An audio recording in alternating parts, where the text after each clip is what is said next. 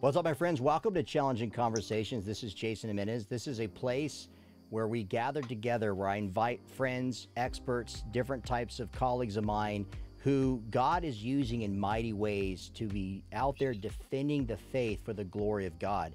As you know, we are definitely a divided country. And sadly, there are a lot of Christians today who are becoming more divided over issues, whether it be about abortion or about same-sex marriage or critical race theory. I mean, tough issues. We know that we are Christians who are filled with a lot of divorce and remarriages that are going on, and it's pretty much wreaking havoc among young people these days. And when you take an evaluation and assessment of young people these days, you find that many of them who once said they were Christian have deconverted from Christianity and are no longer walking faithfully before God. And the question is, were they even walking faithfully before God? But when you do survey a lot of young people today, and perhaps you're a parent or a grandparent or a pastor or a leader who has a child or grandchild who is supportive of abortion, they believe a woman has a right to choose, or perhaps, sadly, you have somebody in your family who made that decision and they're post-abortive and they've never really gotten over it, or maybe they don't even want to talk about it. Or maybe you're a pastor and you want to talk about pro-life issues. You want to bring up abortion in your church, and yet maybe you're too afraid to do so. Well, we are so glad that you're tuning in, whether you're listening or watching Challenging Conversations podcast. We're glad you're here because today, part two, I've invited again my dear friend, Scott Klusendorf, who is an expert. He's the guy that we go to. He's the pro-life apologist guy who we turn to when we have issues. When I've had issues, when I was writing a book and I was dealing with abortion issues, I went to him to seek his guidance, to seek his wisdom.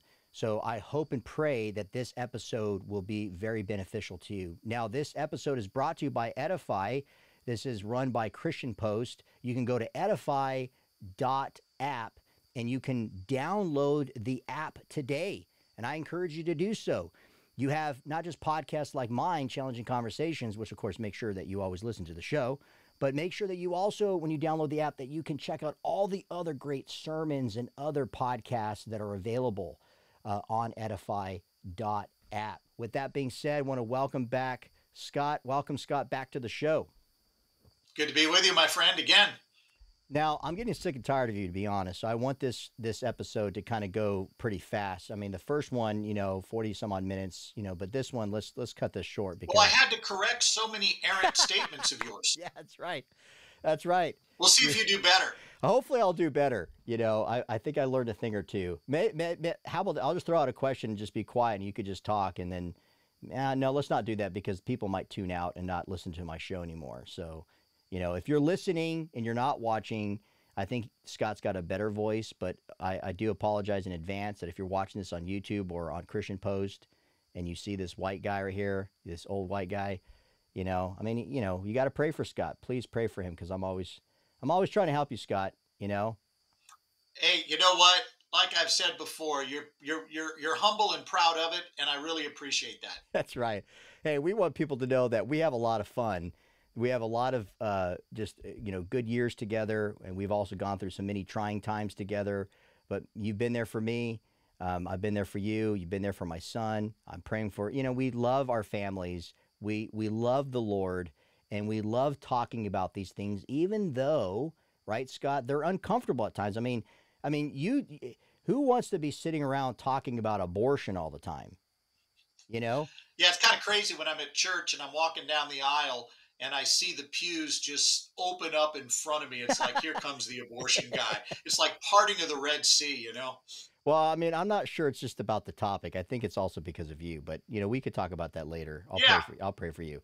But hey, you had posted something, by the way, recently because you're doing some other research. What was it that you're reading? Some thick book about was it biomedical things, and people are like freaking out on the plane? Like, what are you reading? What was that, by the way? Well, I'm reading The Ethics of Killing by Jeff McMahan. He's an Oxford professor that really bites the bullet, and actually his honesty is quite refreshing. he's going to argue, first of all, that the same arguments that justify abortion absolutely justify killing newborns and probably toddlers. So he's upfront about that. He also is going to make it very clear that his own position has very troubling conclusions for human equality. If our rights are based on things that none of us share equally, things like viability, things like self awareness, things like the ability to think and reason, and we don't share those traits equally, then it follows that we have rights at varying levels and we are not all equal at all. Yeah. And he even says that his own view would justify killing those with lesser functional value rather than those with more. So he's refreshing in that regard. But again, his conclusions are downright horrific. Hey, so quick question. I'd be curious then, because you said it's a pretty thick book, right? Is this an 500 pages? 500 pages. Can you read that much? Are you capable of reading that many pages, Scott? Yes, because I wasn't trained by the teachers who trained you. That's a good comeback. But I'd be curious though, in the book, does he mention a lot of George Bernard Shaw at all? I haven't come across that at all. He may later, but I haven't come across it. I've been familiar with McMahon's arguments for a number of years, but I thought I need to sit down and just read from cover to cover his book. And honestly, it's a much better argued book than even something by Peter Singer or Michael Tooley. Okay, I was going to ask you that. Okay. Yeah, the conclusions are horrific. But a lot of these academics, here's the big takeaway for your listeners, Jason. They have to work so hard to justify abortion and infanticide that when they get done doing it, you think their view has no explanatory power. They've got to work so hard to make it fly and overqualify things that there's really not a whole lot left to hang on when you're all done. So I think pro-lifers can be confident that their view has explanatory power. It has the ability to explain more things than its secular counterparts do. Yeah, I'd be interested to look at that. Are you going to be, so how are you going to be utilizing that? Are you going to be putting out articles or writing a new book? Yeah, actually, I'm not only teaching Frank Turret's course this fall, The Ethics of Abortion, but next summer I'm teaching a graduate course in pro-life ethics and doing that at 2 schools, as a matter of fact. And we're going to take, for the week that we're together, a very deep dive into the strongest thinkers on the other side. And so I want to make sure I understand their views. In fact, what we're going to do, Jason, we're going to pipe those guys into the classroom. We're going to have them talk directly to our students and make their case. And by the way, that's how academics should be done. Absolutely. None of this cancel culture garbage. Right. Let's let people lay out their views, make the best case they can, and then let's evaluate them in the light of reason. That's what an education looks like. But as you and I know, right now, there's a full-throttled attempt to silence anything that isn't full-blown leftism. Yeah, and on that topic, and also just kind of pushing it over to the area of ministry, I think that the same applies not just in the academic, obviously what university means, where we have unity within plurality, but as Christians, we need to have friends who not just have opposing views, obviously, but that are supportive of abortion, that support same-sex marriage or whatever the case may be. I mean, just recently, by the way, we were refining the house, and we had one of the adjuster guys come out, and turns out, he's a man. He's married to a man like 15 years younger than him from Brazil, and because he had asked what I did, and I kind of just was like, well, I mean, I'm a writer. I speak on different topics. Oh, what do you speak on? And so I talk about religion kind of stuff, and I'm just kind of playing him out a little bit.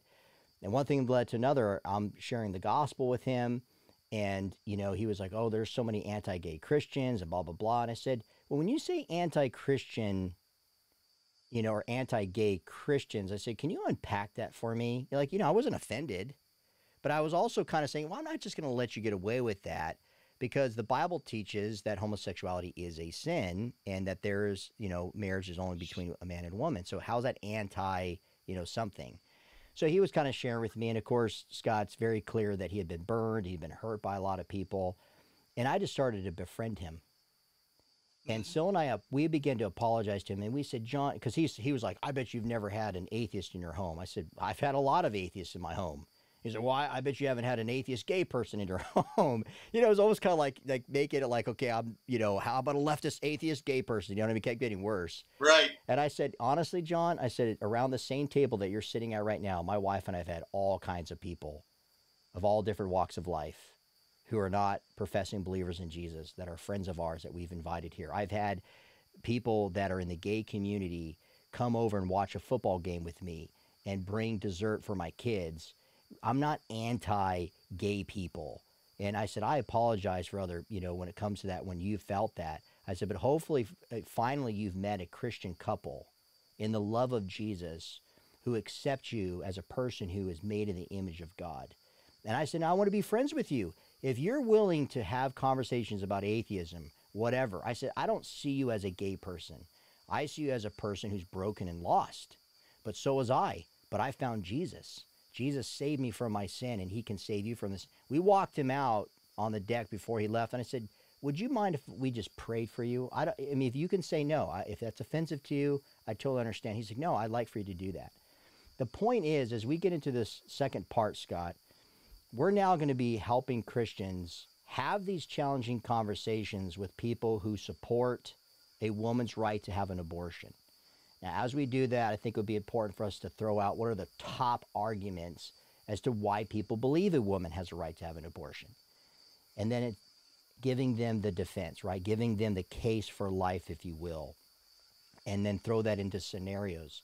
But before we do that, I wanted to kind of mention what we just discussed, because so often, if we are not like-minded 100% of the time, we're not going to be friends with people. That's even within the Christian community. God has called us to be salt and light to people in the world. And there are a lot of people who think that a woman should have a right to have an abortion, right? And they haven't really thought it through. And so you guys listening and watching right now, Scott and I are going to help you be able to communicate with these type of people in a loving way. What I talk about in my Challenging Conversations book is, as an advocator of God's truth, so in this case being pro-life, you want to show clarity and charity while you communicate or make the case for life. And that's going to be very helpful, because nobody likes to be made fun of, interrupted, put on the spot, making them look like a buffoon. I mean, I could do that to Scott because he deserves it. But when you do it to other people, they don't like that. So tactically, Scott, you're gonna, when you lay out the case for life, you're going to be showing people how to properly do it and to win people over, not just to convince minds, but to also make friends. Now, before we do that, I want to draw your attention, Scott, and also to our listeners, to a Christian post that had been put out just recently, not too long ago. Let me read a little bit to you. It says, only a quarter of evangelicals in the United States believe abortion should be illegal in all cases. Okay, they're reporting only a quarter. Now, you and I, we can debate the term evangelical. I don't like that term today. It's so broad. The vast majority of evangelicals do not have a biblical worldview. So I'm not surprised. This does not mean these are bona fide Christians, by the way. But they're just reporting of somebody who identifies or who is a self-professing Christian. And they're saying these people in the United States, they believe abortion should be illegal in all cases. Only a quarter of them. And then it goes on to say, according to a new poll showing that a majority of self-identified Christians in the U.S. identify as, quote, pro-choice, end quote. And less than half of evangelicals identify as pro-life. Now, they were interviewing, and you and I know, Save the Stork people, right? It's a pro-life organization for those people who don't know. And they partner with pregnancy centers, right? And they provide help in ultrasounds, free ultrasounds, and really cool, like Mercedes, right? Vehicles. Well, they worked with a research group called McGed, and they came out with this new survey, Scott. And this survey was based on 1,000 adults that they had interviewed, that they had surveyed online. And this was nationwide. And it was between the ages of 18 to 69. And this is what they found. They found that there's a huge a gauge between Americans' opinions and attitudes on abortion. And Caris Trandon, she was being interviewed in this article. She's an OBGYN. She said, there's a disconnect, and this is where I really want you to respond. There's a disconnect in our culture, she says, right now. The majority of Americans believe that life begins at or before the heartbeat, but the majority of evangelicals and Catholics identify as pro-choice, end quote. What do you say to this survey? Well, what we're dealing with are people who have relativized a moral claim, namely that it's wrong to intentionally kill innocent human beings. Abortion does that, therefore it's wrong. They've relativized that claim, and as a result, they're personally opposed to abortion, but they don't think they should force their views on anyone else. But that position is totally unworkable. Jason, imagine me saying that I personally oppose spousal abuse, but if you want to beat your wife, Right. that's your business. We shouldn't legislate against it. Or I personally oppose slavery, but if you want to own one, that's your business. Nobody with a functioning moral conscience would argue that way on those topics, but they do on abortion for two reasons. Number one, they don't really believe the unborn are human. And secondly, they don't believe morals are real and knowable.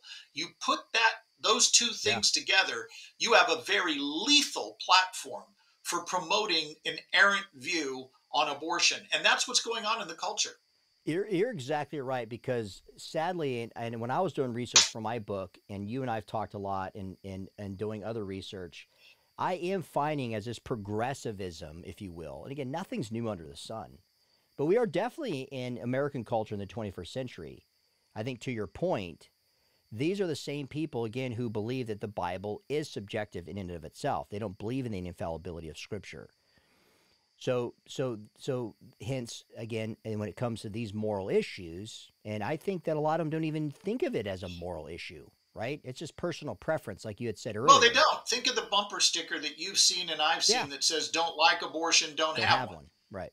I mean, seriously, how about this? Don't like spousal abuse, again, don't beat your wife. I mean, seriously flawed moral reasoning. It takes the pro lifer's objective claim and changes it to a preference one our critics like better. And pro lifers better be on top of that. They better be willing to stop and say, wait a minute, I need to call time out here. I noticed you just took my moral claim and changed it to a preference one that you like better. Now, listen, it's possible my argument's bad. I argued that it was wrong to intentionally kill innocent human beings. Abortion does that, therefore it's wrong. It's possible I'm getting that wrong, but you can't refute my argument by simply changing the kind of claim I'm making into one that you like better. Yeah, yeah. So let's unpack that now, because to people listening, they may be in this percentage. They may be a professing or self-identifying Christian and believe that pro-choice is okay, because that's between the doctor, if you will, and the woman. So let me just ask you: can you respond to that case? Because in the church world, I'll get people saying, "But it's none of my business." The Constitution has passed, right, in 1973 regarding Roe v. Wade, and other cases to follow, leading up from the cases that we saw that took place in Texas. And again, if people don't know the history of that, you can look it up or get my book, Challenging Conversations, because I spent quite some time developing how we got to Roe v. Wade and then what happened afterwards. But for our time now, how would you respond to someone who is thinking, well, I shouldn't, it's not my right to butt in. That's their constitutional right to have an abortion. Well, what most pro lifers do is they immediately go for the constitutional question and they say there is no right to an abortion in the Constitution. Okay, that's factually true, but really, you need to do something more basic before you go there. You need to point out that the objection assumes the unborn are not human. And as a result, it's a question begging assumption. Now, by question begging, I don't mean raises the question, I mean assume something you're Right. trying to prove. It would be like me saying, Jason, when did you stop beating your kids? You'd say, wait a minute, I don't beat my kids. You're assuming something there. If I keep pressing the point, you're going to eventually say, hey, dude, what you're doing here is stacking the deck. And that's what people are doing here. They're assuming the unborn aren't human. All these arguments, privacy, trusting women, not forcing one's morality, economic hardship, illegal abortion dangers, all of them have a common denominator. They assume the unborn aren't human. And I expose that two ways. First, I expose it by conceding their point, and I'll show you what that means in just a moment. And then I expose it with a tactic called trot out the toddler. The way I expose it in a debate is if I'm debating someone like Nadine Strawson and she makes those very claims in our debate, in my opening speech, I'll say right out of the gate, men and women, I agree with everything Nadine just said. She's absolutely right that abortion is a private decision between a woman and her doctor. She's absolutely right that pro-lifers like me should not impose their views on others. She's absolutely correct that no law should be passed restricting abortion. She's absolutely right that women should be trusted in their own private realm. I totally agree with her. She's right if what? If the unborn are not human. And if Nadine can make the case tonight that the unborn are not members of the human family, I'm with her. Now, notice what I just did. I just reframed the debate away from choice, away from privacy, away from trusting women to one question. What is the unborn? Now, the tactic I use when I'm in one-on-one conversations with people, when they bring up privacy or trusting women or any of these other arguments they bring up, I use this tactic called trot out the toddler. So say I'm talking to you and you say to me, well, women have a right to privacy. The first words out of my mouth will be, pretend I have a 2-year-old in front of me, and I'll hold my hand out at knee high to help you visualize it. And then I will say this. I'll say, pretend I have a 2-year-old in front of me and his parents want to kill him in the privacy of the bedroom. Should we trust them to rough up the toddler in the privacy of the bedroom? And of course, right away, you're going to say, no, they can't do that. My reply will be, well, why not? And you will say, well, because they're human beings. And I will say, if the unborn are human like that toddler, should we rough them up in the name of privacy any more than we'd kill a toddler for that reason? And you're going to say, oh, well, that's not the same thing. Toddlers are different than fetuses. You may be right about that, Jason, but I need you to argue for it, not merely assume it. It's possible my argument's bad, but let me tell you how you have to show my argument is bad. You can show my argument is bad by showing, 1, that one or more of the premises are unsound, or 2, the conclusion does not follow logically from the premises. Outside of that, my argument stands. You can't defeat it just by simply assuming the truth of your own position. So I'm going to narrate the debate for the person by using that trot out the toddler technique. So let's do this, because I found this to be important, and you and I have talked a lot about this, and I think this is cool that we can talk about it basically like in this setting for other people to hear.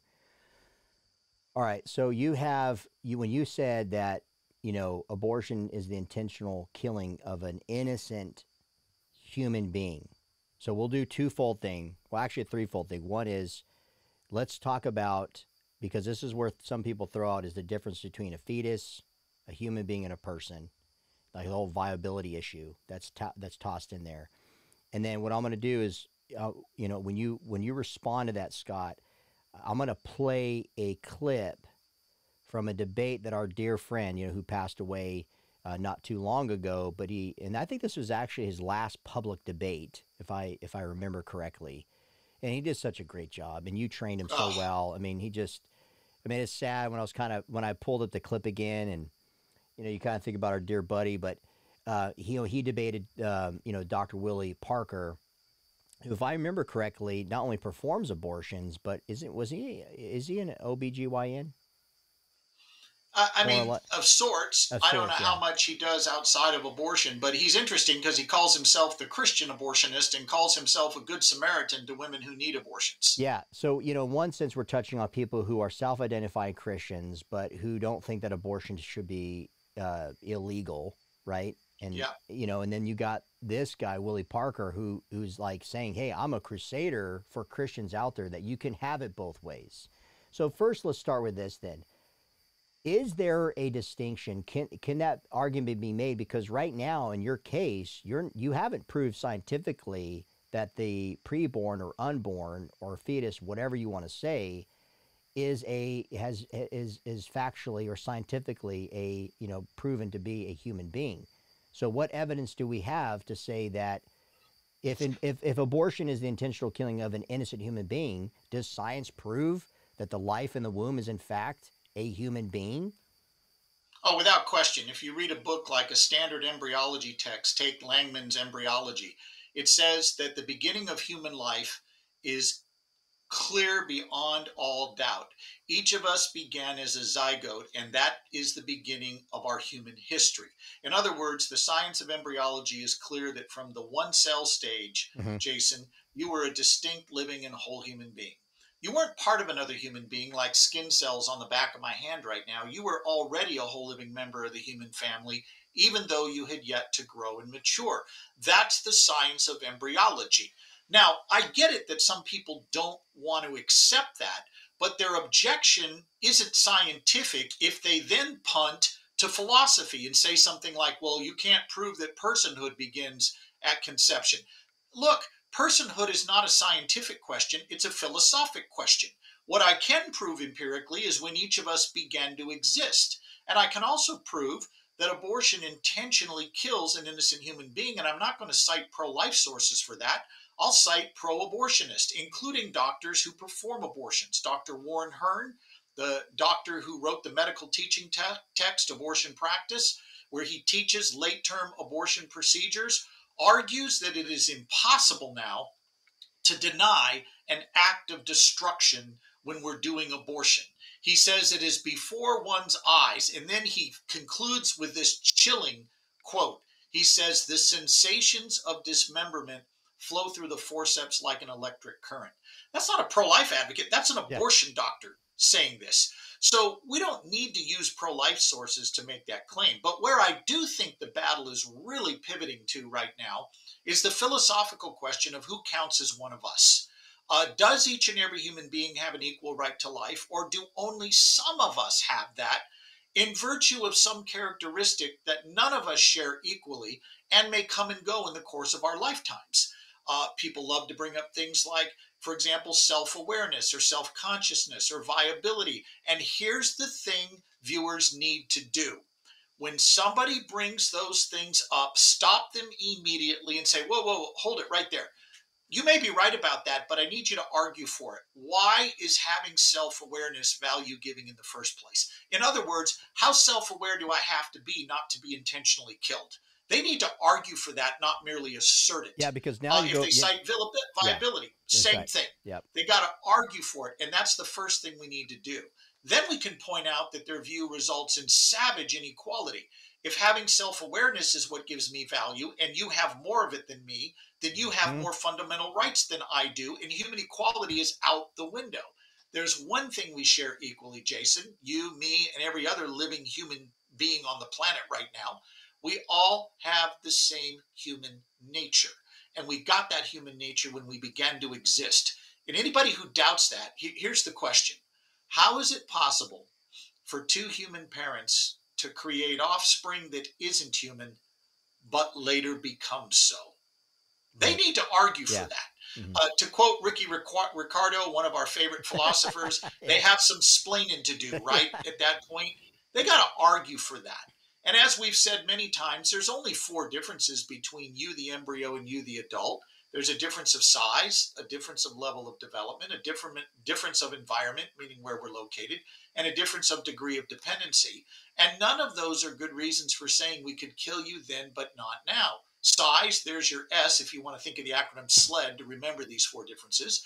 You were smaller as an embryo than you are today. The question should be, so what? Why does that matter? Are large people more human and valuable than small people? Well, that would make men valuable, but most women not. What about level of development? Okay, you were less developed as an embryo. So why does that matter in the first place? How developed do I have to be not to be intentionally killed? 2-year-old girls don't have a reproductive system that's developed. Are they less human and valuable than a 21-year-old young woman who does? What about environment where you're located? You're in the womb, then you're out. But how does a change of location change your essential nature? You didn't stop being you when you walked from your living room to your garage studio right now. And by the way, I've made that walk with you, and it's about I'm going to guess about a 30 to 40 foot walk. You didn't stop being you simply because you changed location. And finally, degree of dependency. Sure, you depended on your mother for survival, but again, so what? Think of conjoined twins like the Henschel twins, those two young Yeah. women that many of us have seen. They're joined literally at the hip. They're now, I think, in their early 30s. Yeah. You look at them, there's one set of legs, and then from the waist up, two body trunks, two shoulders, and two heads. They depend on each other. You can't separate them without killing both. And yet, if your right to life hinges on living independent of another human being, neither one of those girls have a right to life. Size, level of development, environment, degree of dependency, none of those are good reasons for saying we could kill you then, but not now. Yeah, I think that for the listeners to understand that, I like that explanation. Hopefully that helps you guys watching and listening, because again, it's falling prey to them dealing with the issue of the unborn. But what Scott just did there was saying, if you deal with the viability issue of the unborn, that also then you deal with the viability issue with human beings outside of the womb. And you also added the issue of equality, which obviously is a huge issue more today than ever before. Huge, Jason. And this is where I really like a guy like Jeff McMahan, whose book I'm reading, The Ethics of Killing. He admits that his view leads to savage inequality. He admits that his view actually wipes out any foundation for equality. He admits that. And I appreciate his candor there, because most street level activists aren't willing to be so honest. Yeah, and last thing, I've always liked when you said humans have value simply because they are human, not because of some acquired property that they may gain or lose in their lifetime. And that is so important, because that's what I was asking earlier about George Bernard Shaw and a few others, Peter Singer and all of them, because again, it's moral relativism or situation ethics. And then we become the arbiter. We are the ones that can add or take value away. And of course, then you give that to a big government, and we see what's happened through the years in dictatorships of abortions or experimentations and euthanasia. And so that's why it's very important when you hear somebody in the church, don't give them a disgust look. Don't kick them out of the church, but pull them aside and have a challenging conversation. Use this case that Scott has laid out.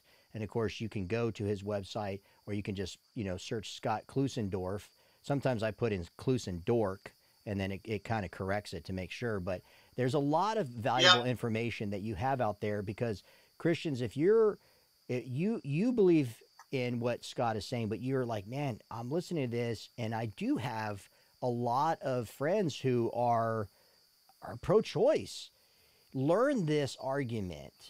And don't fall prey to how they try to manipulate you or to convince you on viability issues, or on the equality issues, or because they're not a personhood yet, they're a human being or a fetus, they don't have intrinsic value. That comes later because they're underdeveloped, or because, like Scott says, because of habitation issues. This, like he said, is all matter of taste and opinion.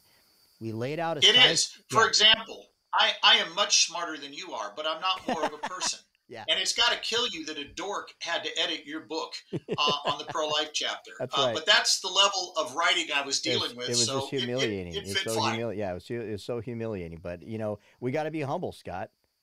Got to be humble. The Bible says to help the weak, and I was just letting you be a part of something special. So you very good. So you owe me. I feel so affirmed. You feel so affirmed. But there is viability in you, and that's promising. But not much after being on your show. Not much after that. Yeah, that's right. Okay, so now we're gonna change gears, and I'm gonna play you that clip from Dr. Willie Parker. And again, guys, this kind of breaks down a lot of what we're discussing, but I want you guys to see how you can catch a lot of the things that Scott had already been talking about, how people who support abortion make the case to avoid the science of embryology, science issues, even the philosophical issues of intrinsic value. So let me make sure you guys can hear this. Even important, even if he, on every point, if he is right about the notion about guilt or innocence and about human beings, again, I go back to the notion that when he uses, I need to be clear about how he defines personhood, and if pregnancies are fetuses, and I've intentionally not referred to a fetus as a baby, because baby is not a medical or scientific term. It has many meanings, but it doesn't have, with regard to this conversation about abortion and the morality of abortion. If a fetus is a baby, then an abortion is infanticide. And infanticide, by definition, can't happen until you're born. So the notion of using unborn baby is a term that lacks clarity, and it muddles the water when you're trying to decide about issues of morality. Just like the whole false narrative of pro-life and pro-choice. I too am pro-life. I am pro-life of the mother. But pro-life does not necessarily mean being anti-abortion. I think a more precise term would be to be anti-abortion and pro-reproductive rights, pro-reproductive health care. In the absolute way in which Dr. Adams describes the issue, there is no room to make distinctions and decisions about pregnancies gone awry. You know, I don't have to misrepresent and say 88% of abortions that happen, as he intimated or said, happen in the first trimester. They happen long before there's any point of viability, and that happens many times long before there's the ability to diagnose sometimes the tragic outcomes that lead women to have abortions at later stages in pregnancy. But the bottom line is, when do women lose the right to make the decisions about their health and their bodies? And that right is conferred by their innate rights to be self-determining. So obviously there's a lot there. That's a train wreck. First of all, let me point something out. Notice how he distorted the pro-life argument. He attacked a straw man. We don't argue that abortion is wrong because it kills babies. We argue that it's wrong because it intentionally kills an innocent human being, regardless his stage of development, fetus, newborn, baby, toddler, whatever. So right away, he's wrong. Secondly, he tried to frame this as a religious argument, as if religious truth claims don't count as real knowledge. But he presented no argument for that.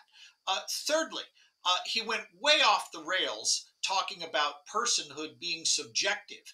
If that's true, his own view about personhood is subjective, and I have no reason to believe it. I am just as right to impose my view, if everything's subjective, as he is to impose his. So nothing he said there refuted the pro-life argument, and I think you could hear in his voice his struggle to come up with a line of argument there. He was just grasping for something to try to make his case. Yeah, and before that part too, he acknowledged, he says, it's clear that Dr. Adams does this for a living. He's a debater. He knows philosophy. We always hear this. I know, and that's I just so you guys understand, in any situation, as we're helping you guys have challenging conversations with, again, someone at work, on college campus, a family member, friend. Again, clarity and charity. So you want to be clear in what you're articulating. So Scott's laid out the pro-life case for you. But the way in which you convey that, make sure that you do it in a civil way. We want to have civil discourse. We want to be respectful. You want to be vulnerable. You want to give a listening ear. You don't want to be disruptive or interrupt the person. So notice, you can even have fun with people to lighten the load, if you will, and not to be so serious and argumentative. We can argue with people without being argumentative. You can be very spirited in the conversation without being mean-spirited. And I think that's so important, because even though this was a civil discussion, notice what Willie Parker was doing is he's basically taking Mike Adams's argument, and as Scott pointed out, he's twisting it. He's building a straw man. And you guys, it's okay as Christians to call people out gently, which Mike does later, in as just what Scott just pointed out. I never said that. They never got back to the issue. And so hopefully you guys can do the same and start having these type of conversations and not fall prey to the viability issue. So real quickly, because I know it could get confusing, Scott, and I wish we had time to show another clip, but let me just break it down. And it was a scientist guy, professor now, and of course he's supporting reproductive rights, but he makes the distinction saying fetus, human being, and personhood. It's almost like a progression. Can you just debunk that real quickly for our listeners? Well, again, he's going to have to answer the question how two human parents can create offspring that isn't human, but later becomes so. Explain to me how that happens. And he needs to explain The that. law of biogenesis. Exactly. Secondly, any argument he gives for disqualifying the fetus as human will disqualify people outside the womb. If you pick self awareness, like we mentioned a moment ago, those with more of it are going to have a greater right to life than those with less, regardless their location. It doesn't matter. And Jason, this is exactly the point Lincoln made when he would defend the case against slavery. Stephen Douglas and others would argue the slave is different than us. And Lincoln would say, you're right. The slave is different than us, but that's not the question. The question is he different from us in ways that justify enslaving him? Right. And Lincoln put it this way, and I'll quote him almost verbatim. He said, you say man A is white, man B is dark. Oh, it is skin color then, the fair-skinned man having the right to enslave the dark-skinned man? Take care, by that rule, you're a slave to the first person you meet with skin fairer than your own. Oh, you say it's not skin color, it's a matter of intellect. The white man, you allege, has greater intellect than the dark man. Take care again.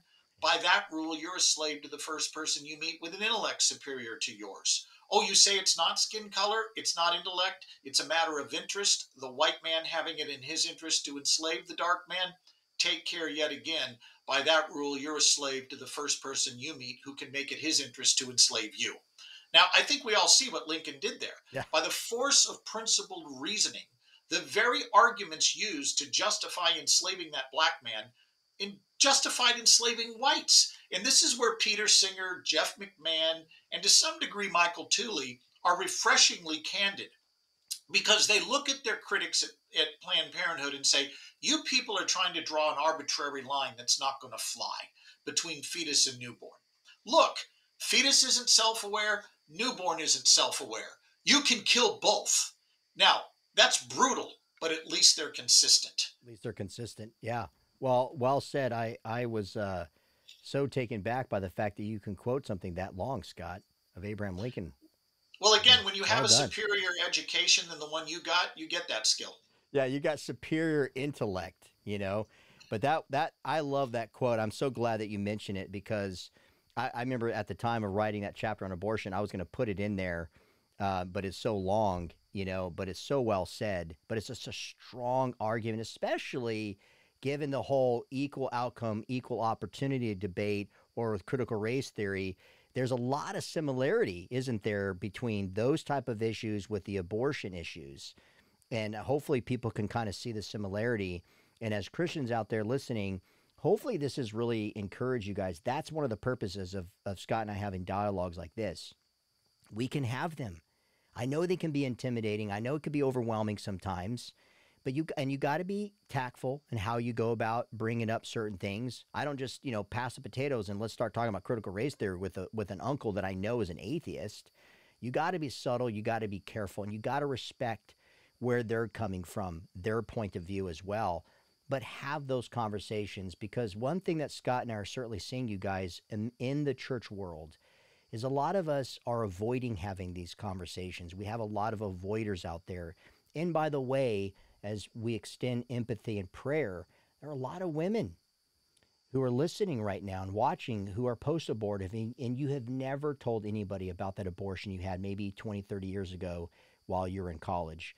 Matter of fact, as I close with you guys, with my dear friend Scott here on the show, I want to tell you guys, years back, I had been researching one of my books, and I was teaching it in a men's group.